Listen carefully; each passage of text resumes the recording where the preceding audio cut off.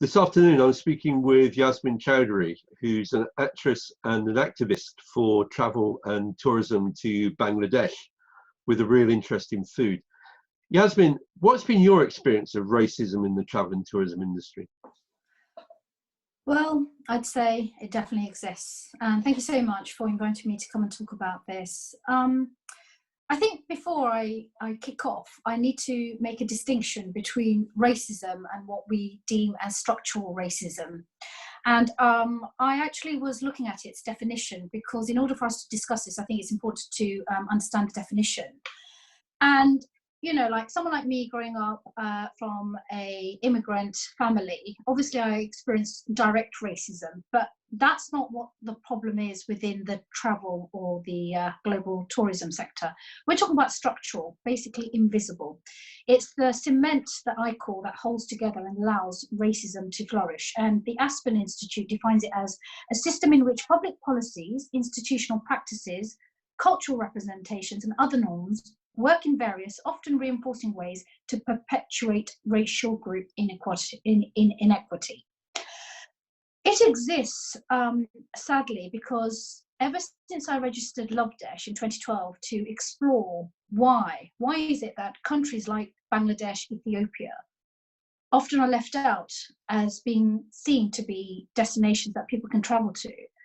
In that 10-year journey, I myself have indirectly experienced racism, have been caught up in structural racism. And what do I mean by that?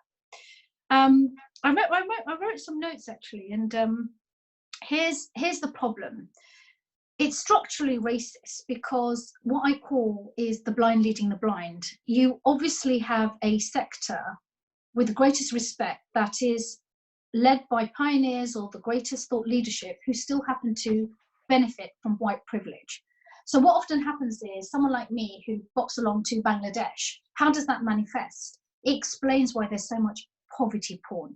It explains why white privilege is systematic in making countries like Bangladesh, I hate to use the word, it's called shitholes. And I'm very pleased to say that in 2013, I remember getting an award at the Fringe World Travel Market Award. And I remember getting up and talking about my pain and disgust at seeing how countries like Bangladesh constantly are suffering from stigmatization. The idea that you can't travel to Bangladesh because forever people will be talking about how dangerous it is. It's, for example, the fact that you might get Delhi belly. But you see, here's the example. You don't often see European or white nations deemed in that manner. But I want to now bring it back to specific incidents of structural racism.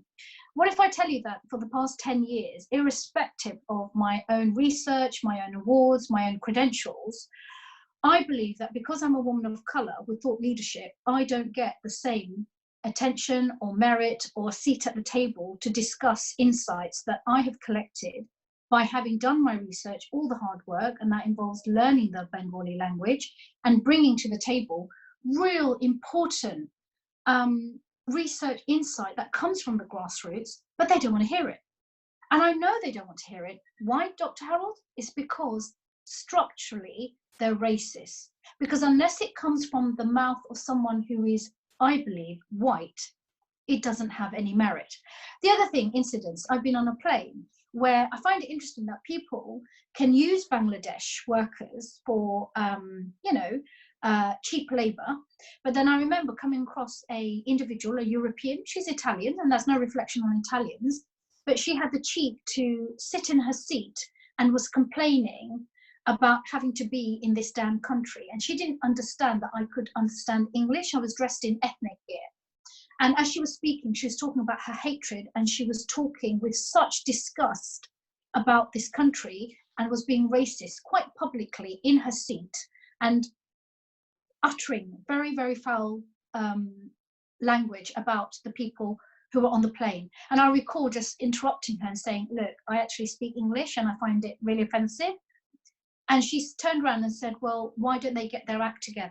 It's disgusting. I hate the fact that I have to come here and do business. And my only retort was, well, you don't have to do business. And it's little examples like that. What if I tell you, Dr. Harold, and I know you said 2 minutes, but it's very emotional for me because Bangladeshi people are one of the most intelligent. They lack the NHS, they lack resources, and they have to work 50 times harder. And something else is going on as to why there's the blind leading the blind. I've noticed that with all my, merits, my credentials, the minute they come across someone white skinned, it's almost as if the whole room has changed, the whole dynamics. And I know this because that's also a part of the problem why the tourism sector is racist, because there's something called what we call colorism. Now, I'm going to explain what colorism is. It's where more attention is given to someone who's light-skinned or white-skinned than those who are maybe dark-skinned. And what that means is, for example, I have lots of experience, but I promise you, I will still have people referring to white-skinned tourism experts who've never been to Bangladesh, who haven't even got any knowledge of Bangladesh. They will be used over someone like me because their skin color gives people the impression that they are more of an expert. And I know this because at WTM last year, I find it, and I won't name the individual who came and said, oh, I've heard about you, you're very experienced, but I've got to do a job out in Bangladesh on tourism. I wonder if we could have a coffee, and I wonder if we can have a bit of a conversation. And when I talked to him and I said, well, why is that? He said, oh, because I'm going to be attached as a consultant to the project. I said, but why would you need me? Because you're the expert, aren't you? So I just hope that's a pretty quick introduction. And that's just one of many, many examples. Another time I've had, just really quickly, I've got to get it off my chest. Someone in the diplomatic service, a civil servant, their spouse, who's not even connected, telling me how to run my business. And that was a white individual. And she told me that because she'd done some kind of PhD in global development, more or less she's saying, well, who are you? And I haven't heard of you. And I don't think you're doing things correctly. And this is how I would do it. So there you go, Dr. Harold. You wanted to know, but that's just, we'd be here forever. But at least we've started the conversation thanks to you. What's the T-shirt behind you there? What's that about? So Lovedesh, a lot of people think that we're actually, our main priority is Bangladesh. I use Bangladesh because it's my heritage, but that's one of the first in the series of T-shirt because Lovedesh is a British ethical luxury brand on a mission to protect our planet. We plan to combat modern day slavery, poverty, climate change, as well as domestic abuse. Under modern day slavery is the racism, and we need to help business sectors change. We need to do things differently. We need people to get paid correctly. So that's one of the first in a series of T-shirts that we've developed with the people in Bangladesh. And I Remember is a series of T-shirts that we believe will help fund some of the projects that we hope will systematically dismantle modern day slavery, racism.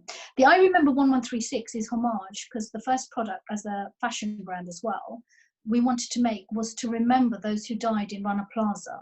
Now, for those who don't know, but on April the 24th, 2013, there was that fashion tragedy where 1,136 people died. They were often very, very exploited and they were working for foreign fashion brands. So with the survivors of Rana Plaza, with their blessing, by the way, we have been selling this T-shirt to raise funds because we don't try and take investment, because if we do, we know our project and our mission is going to get diluted. And at the back, actually, part of it is to finance tourism projects. Okay, so we give them jobs, and at the back is Lovedesh in Bengali. So that's the T-shirt. It's one of the series, and that's the T-shirt for our modern day slavery projects. Okay, that will see us funding tourism, food, travel projects where Bangladeshi people, and not just in Bangladesh, right across hopefully other countries in Africa and Asia, can start to be on an even platform when it comes to being in the tourism sector. Yasmin, can you just turn the T-shirt back a little further so that we can see the number? Yes. Can you just remind us of what that number is about? That's the, sorry, yes, that's the amount of people who died in 2013. It's very tragic. Mostly women, working women. You know, the whole factory collapsed on them, and we've got able to share, we're about to launch announcement that some of the victims of that tragedy, even though it's 2013, happened in 2013, when 1,136 people died, we're trying to actually give these people, some of the victims, jobs in leisure, tourism. You know, they've got dreams. I went out there last year and I met them. And so 1136 is the amount who died, mostly women, some whose bodies have never been recovered. So, for example, I know people like Ohidul. We know a number of survivors. Ohidul is a remarkable gentleman. He's one of the 1,136 who didn't die that day. Thousands survived, and they were left with disabilities, but 1136 is the number who died. For those who survived, we want to sell the t-shirt. And for example, this is the kind of thing that's sustainable tourism. You know, if they weren't so racist, and I know it's not deliberate, but if they swivel it and thought, what's best for the people at the grassroots? Well, how can they? Because most of the people doing research are white or privileged people from abroad researching them. We don't do that, Lovedesh. I went to them and I said, what do you want? I listened. And do you know what they said, Dr. Harold? They just want jobs. They would love the idea of going back and leaving the factories and working in their rural villages. Like, most of them come into capital city of Dhaka because there's no other form of income. So Lovedesh is on a mission, and we're chatting to Shane Holland of Slow Food to bring about tourism projects fused with fashion and food and handicraft, which sees them slowly returning to their village. So Ohidul, who's a survivor, who managed to survive because when the building collapsed, he hid under a sewing machine. Would you believe it? He's a bulky lad, gentleman. You know, he's about 6 foot and he's packed like a big teddy bear. He somehow managed to dive under a sewing machine, he told me, as the building collapsed on him, and he survived. His wife hadn't gone into work that day because she was feeling sick. But you know what? Her sister was in the building and they've never recovered her body. Now let's go back to Ohidul, Project Ohidul. I spoke to him. He saw that t-shirt last year. We had a cup of tea along with other survivors and they were so touched, and they said, nobody bothers to ask us. Nobody cares. But everyone comes into our country and they say they want to help, but we don't see anything changing. So I said, what is it you want to change? And so structural racism is this: when you don't listen to the people, because they're the ones who should be leading that conversation, telling us what change looks like. It's racist to assume that we know, and that's where it comes from, white privilege. It comes from white savior complex, where others get to decide for them what's best for them. Only they know what's best for them. And they've told me, I want a job, I want to raise my family, I want to go back to my village. I don't want to be working in Dhaka. I'm only here because I've got nowhere else to work. So when I said to Ohidul, right, let's sell this t-shirt. He's got a patch of land, Dr. Harold. He's got a dream that he's going to use that to build a little farm. And he wants it all to be very, very organic because he wants all that noise and quiet. He wants all that quiet because he's been so traumatized. His idea is to raise his children, his twin girls and his wife, back in his village, and to kind of like be a farmer. Lovedesh will sell the t-shirt, sort him out for a year, and his dream is that he eventually starts employing more people, so that maybe one day we could get tourists out there to go and drink milk from his organic cows. Look, I know it's a bit of a stretch, but I just wanted to share why this t-shirt is a first in a series where we say to people, that's how we smash slowly structural racism, because we're from the bottom up, Dr. Harold. Even I don't get a say, and trust me, when you get them together, and I would love one day, my dream is to take you and Shane out to meet them. They're so chatty. So coming back to poverty porn, there's these pictures and they're always looking miserable. They're always sad. You've often got white people putting them at the center of their photographs, and you've got them crowded, and often, you know, they're looking down and someone's crying, or they're like, oh, I bought this. And we don't treat people like that who are poor in the UK.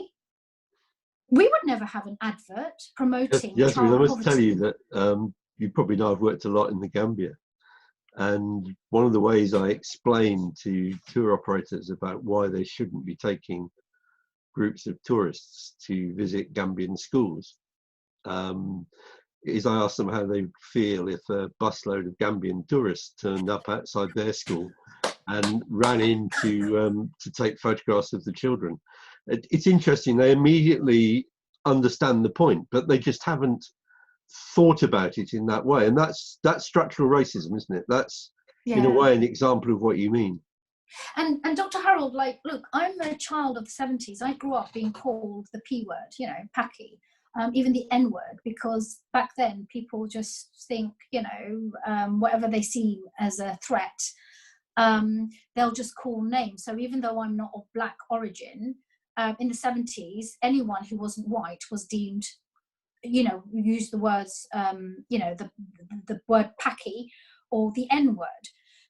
Fast forward to 2021, or sorry, 2020, we see people, you know, it's the return of anti-Semitism. Yeah, we see the return of and slowly the Islamophobia. So now you get people who are Sikh being confused for Muslims because, hey, who cares? Your hair covering denotes you as someone who's a terrorist and a bomber.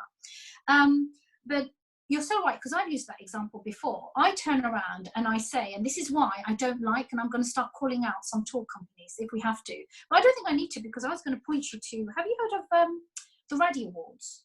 No. A brilliant outfit from Norway. They've done this fantastic film, and it was led by the student committee. I'm sure it's Norway, and I'll send you the link. But they did this brilliant film, and as an actress, I was like, oh my God. I mean, two people have done it very well. Ricky Gervais once did it for Comic Relief, where he turns the whole poverty porn on its head. And then there's the Radio Awards, where they show, it's a spoof of a charity commercial. But really the stars are the black child actor, who actually is seen to be like a performing for this big charity campaign. But he's so smart and he's on the ball. I would point to people towards campaigns like that does not get enough of platform in the sustainable travel world.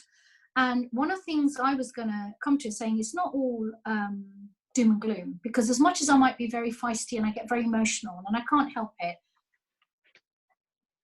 I want to share another incident. Children, I've met child labourers back in 2014. What horrified, and I had to educate myself. So I want to say, Dr. Harold, I'm not also perfect, yeah? And I want to now talk about structural racism done by colorism, which is black and brown people behaving in a racist way, which will come as a shock, because everyone is up for grabs here in terms of being called out. The diaspora also have to be responsible for their disgusting, toxic ways when they visit their heritage countries, be it India, Africa, nations in Africa, or Bangladesh. And here's what they do. They just love to flash the cash. They just love to hide the fact that they're all waitressing or maybe got crappy jobs in UK. But when they go abroad, they're like little Lord Fauntleroys, yeah? Prancing around like little peacocks, yeah?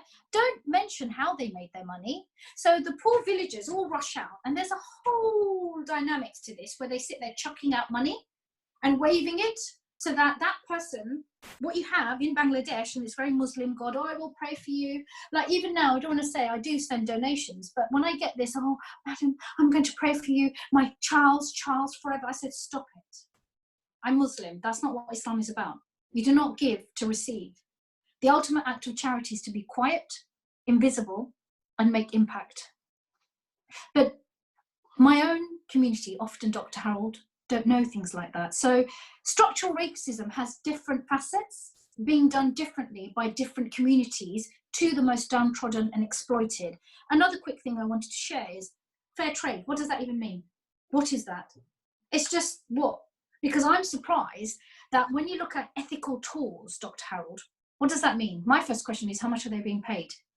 Oh, but well, this is Bangladesh. I don't want the tour to be too expensive because Bangladesh, for some reason, we have to pay and it's got to be cheap. Well, I'm like, yeah, it's cheap if you're okay with modern day slavery. Because let's not beat around the bush.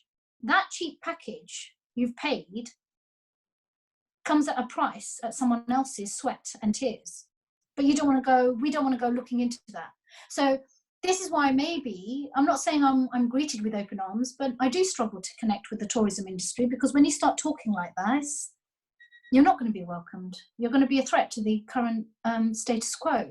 Yasmin, can I just push you a bit on this? Is your experience of the travel and tourism industry different?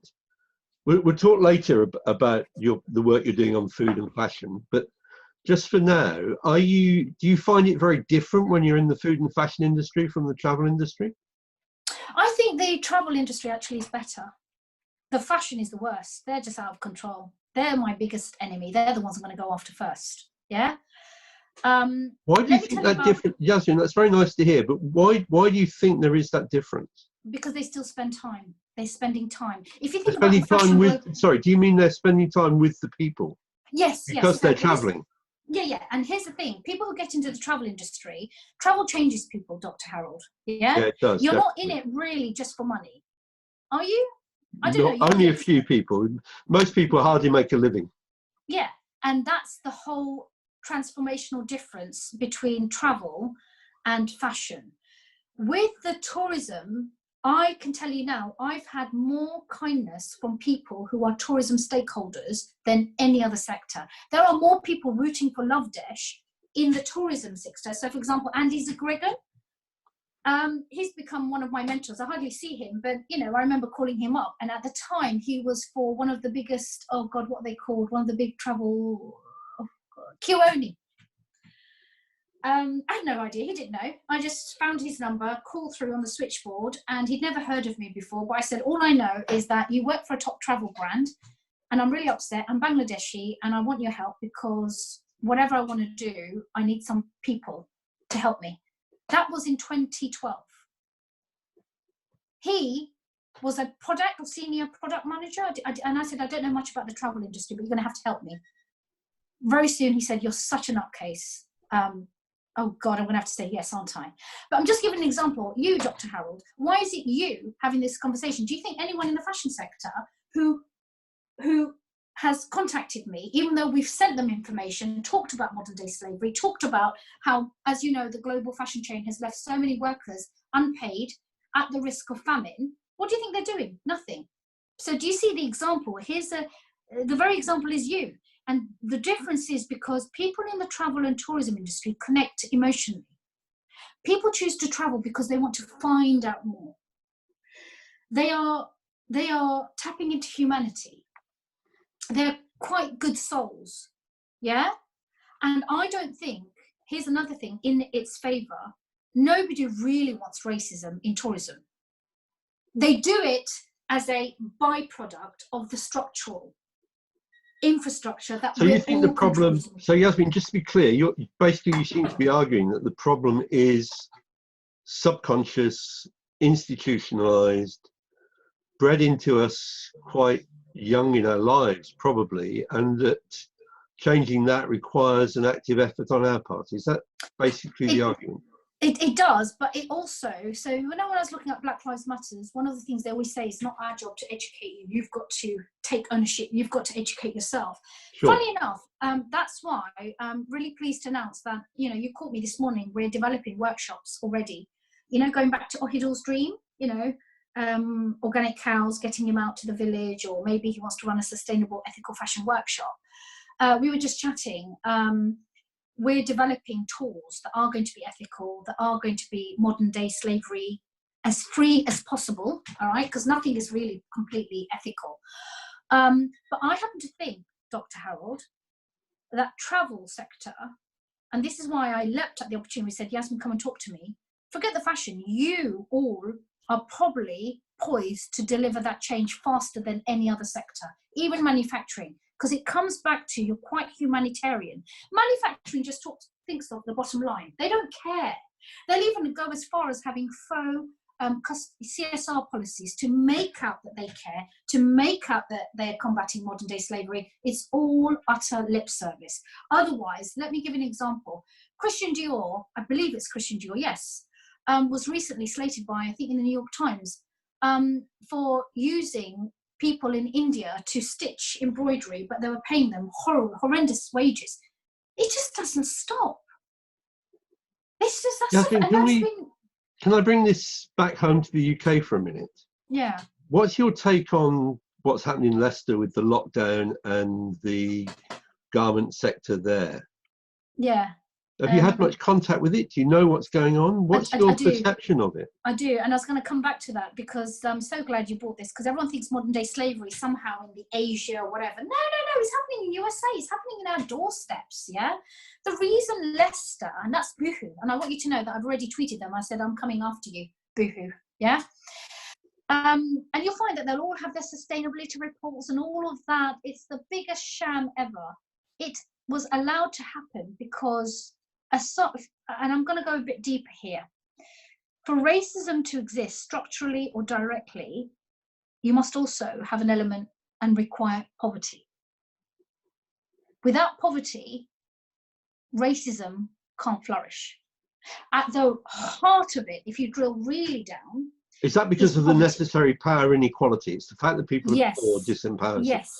Yes, and this is why it gets very, I mean, you know, obviously we can't do this in one chat, but you see, in a way, this is going to sound controversial, but many racists also are racist, not because they're unkind or cruel. They're unwittingly racist because they also are part of a system that keeps certain communities of colour or deprivation right at the bottom. So if you go back to that Leicester factory, I would argue this is a poverty thing, yeah? This is a poverty thing. And actually, who are the ones? Probably, you might, I don't know, you might get some white working class. So we're very passionate about looking after white working class, that Lovedesh. But primarily it will be immigrants or undocumented or whatever. Yeah, it might even be some single mothers. But that has happened because of the inequity, and the lack of wealth distribution. What's happening in Leicester, because I would imagine that a lot of it, there's a lot of high population, I think, of Pakistanis, yeah? Leicester also has, and I know this, the fashion industry, before it got exported out to Bangladesh, China, it was often, first of all, it was the Jewish community who came over in the war and set up in the East End, right? Then you had slowly the Turkish community coming in. And I should say that my own mother and I myself was a seamstress. I was a seamstress at the age of 14. And so what happens is, very quickly, if you think about it, it's mostly women because they need to work at home. Now, with the situation in Leicester, what I can't understand is how that could have happened in 2020, because it was happening under people's noses. And Leicester Council is under fire because obviously their regulation wasn't strict enough to help protect the local community. But you can play it out different ways, coming back and drawing it back to racism, yeah? My other thought on this is poverty is what is keeping our communities apart and dividing and pitting people against each other. So however you want to divide it up, whether it's the Jewish, the Muslims, the black, the white, etc., right at the heart of it is if you took away the wealth inequity and started solving that, so people started to get opportunities a bit more. Hence why, you know what, Black Lives Matters talks about having to fund right at grassroots opportunities for black youth. Because why else do they actually might find gang culture attractive, yeah? All of that needs to be looked at very carefully, but at the moment it isn't. And so this is why I want to link it back to tourism now. There is a huge diaspora. I find it interesting that the tourism sector, and I was looking at UNWTO or whatever, and they mean well, bless, you know, that's lovely. The reason they won't make the strides and the reason they won't make impact, and they can have all the programs and all the funding that they want, but they're not, because it's not led by the grassroots. It's not involving organizations like ourselves, because what you've got right at the top are very privileged elite people who, with the kindness of their heart, think they know what's best for the world, but how can they? Because the very people who should be having a seat at the table aren't. So why can't we have the likes of Ohidul? Why can't we have the likes of people in Leicester saying, well, this is what Leicester regeneration tourism policy looks like? So do you remember I said the definition from Aspen Institute? And we're going to come back to that. It's a system in which public policies, institutional practices, cultural representations and other norms work in various, often reinforcing ways to perpetuate racial group inequity. So if it's the blind leading the blind, ultimately they'll start reflecting themselves in those projects, yeah?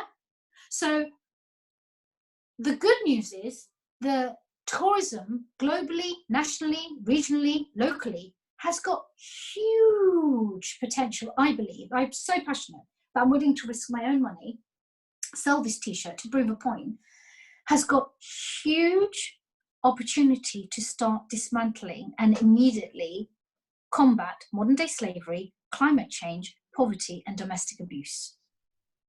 Because you have tourism opportunities locally, nationally, internationally, that the very poorest can get involved in. And that's surely what sustainable tourism is about. We But see some instead, Yasmin, we see some great examples of that around the world. yeah. And you and I should probably try and visit some of them together. I think there are real opportunities here. But just before we wrap this up, you mentioned towards the beginning of this interview the white saviour issue. Do you want to just say a little bit more about what you mean by that? I think that will be a phrase that many people listening to this are unfamiliar with. Okay, so here's the white saviour. So white saviour, and I'm actually going to change that a bit, because I now believe there's the brown saviour and black saviour as well. But these are the diaspora who've got rich and then go back, yeah? It's where they willfully exploit and undermine a particular community or a nationality or race, and they do so through, for example, the means of travel, go abroad, and rather than actually it coming from an ethical point of view in terms of their contribution or impact they wish to make, the white saviour complex is actually making it all about them, so that when you watch their portrayal of how they've interacted with that particular country or community, there is power dynamics at play. So that when you, for example, look at a picture, and there was a recent influencer who went to Bangladesh who I'll be reaching out for. It was equivalent, and I saw her and I was just cringing. It's like, oh my God, I feel like royalty, all these people want to look at me. Look at this. And she was at a beach somewhere in Bangladesh, and all these, Bangladeshis were just staring at her. And she was then replaying that incident through her live stream, okay? Oh. Why is that so dangerous? Because what you're watching is something that, if you don't mind me saying, white people, like you said about that Gambia, would never allow to happen. Can you imagine if I got a whole load of Bangladeshis come round and, filming someone in a council estate in, I don't know, Moss Side or wherever, and everyone looking and just saying, oh my God, wow, because it instantly elevates this person. So that's an example. Another example is this. I've had many production companies, and some very famous, going out to Bangladesh wanting not to pay me, all the people I work with, to take our intellectual property, and then show a program which completely shows Bangladeshi people in a very negative light. Always crying, always trauma-ridden, and then somehow they come and rescue them by either saying, well, stand with us in that film. All of that needs to stop, Dr. Harold, and I tell you what, they all need to be fined. There should be a penalty fine, and no influencer should go abroad without paying for the right or funding some kind of project if they want to do live streams like that. And I want to wrap up one of the most tragic stories or experiences, child labourers. In 2014, I visited a little cottage factory, and they were weaving clothes. The kids there were aged from, obviously it's all stopped now because Bangladesh doesn't allow child labour, and that's again something else that disturbs me, because these children are probably being trafficked or child prostitutes somewhere. Yeah, exactly. So I'm actually, am I allowed to say this? Actually, I'm big supporter of responsible child labour, which is with studies and education. But they were aged anything between 7 and 16. I've still got them on video, traumatised, crying. But the guy who was running and helping, saying, look, their parents send them to us, because if it's not that, they just can't feed them. They die or they'll be whatever. And I've got pictures of where they were sleeping. But I want to leave you with this, and this will help everyone. I hope, forgive me for my passion, and if I'm saying things really controversial, like, people should be fined, and another one is comic relief that I want to go after. That gentleman who was rescuing children on a daily basis, he said, you know what, miss, they'll come, shove a camera in my face, they'll take pictures of these kids, we never hear from them ever again. If I even thought that they would send me some money to buy, see, I have to be careful, I'm not going to get, if I thought, and I remember his words have etched into my brain, if I thought they could even give us some money for some snacks, but their entitlement, because they're white, and they, take pictures, and then we never hear from them again. And I'm just tired. I'm tired, miss. But you know what? We never say no to them, because we always think, what if one of them just helps us? Yasmin, thank you very much. That's been a difficult interview to listen to, but thank you. Thank you for having me, Dr. Harold.